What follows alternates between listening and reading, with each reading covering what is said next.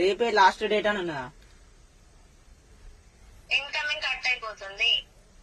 అక్క ప్లీజ్ అక్క నీ దండం పెడతా, కాలు మొక్కుతా. నా దగ్గర చిల్లికి అవ్వలేదు, నువ్వేంచక్క ప్లీజ్ అక్క నీ కాలు మొక్కుతా, నీకు దండం పెడతాను అక్క. నా సెల్లులో బ్యాలెన్స్ అయిపోయి 2 నెలలు అవుతుంది అక్క. ప్లీజ్ అక్క మీకు దండం పెడతా, కాలు మొక్కుతా. నా సిమ్ బ్లాక్ చేయకుర్రి, ఒక్కసారి రీఛార్జ్ చేయరు అక్క, మీకు కాలన్నా మొక్కుతా.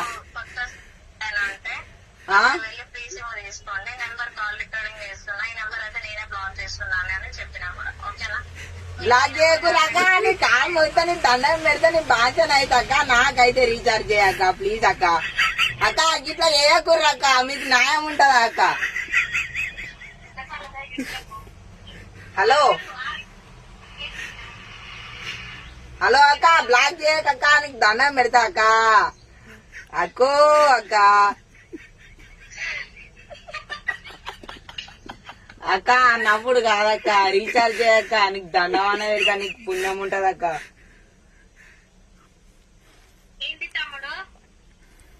అక్క సిమ్ బ్లాక్ చేయకుర్రి అక్క, రీఛార్జ్ అయిపోయినాయి, రీఛార్జ్ చేయరు.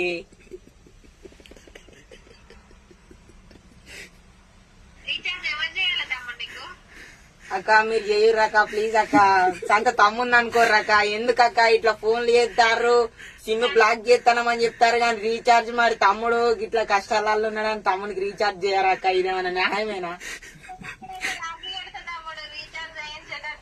రాఖీ కడితే మళ్ళా నువ్వు నా దగ్గరనే దొబ్బుకపోతావు కదా అక్క, అందులేముంటది చెప్పిగా.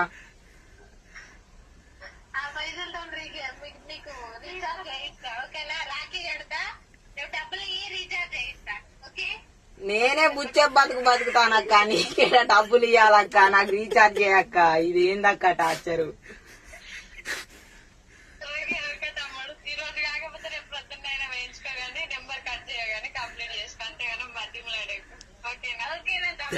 ఓకే అక్క, థ్యాంక్ యూ అక్క.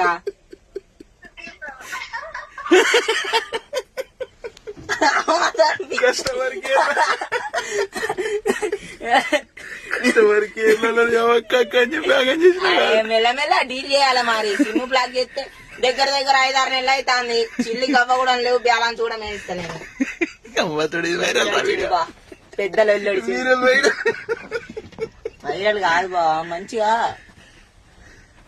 నా తందర నేను ఉన్నప్పుడు ఫోన్ లో బ్యాలెన్స్ అయిపోయినాయి. ఫోన్ లో బ్యాలెన్స్ అయిపోకూడదు, దాని తప్పు. నేను పైసలు వేయించిన, నెల అయింది అయిపోయినాయి, మళ్ళీ నా దగ్గర పైసలు నెలైంది, అది అర్థం చేసుకోవద్దా?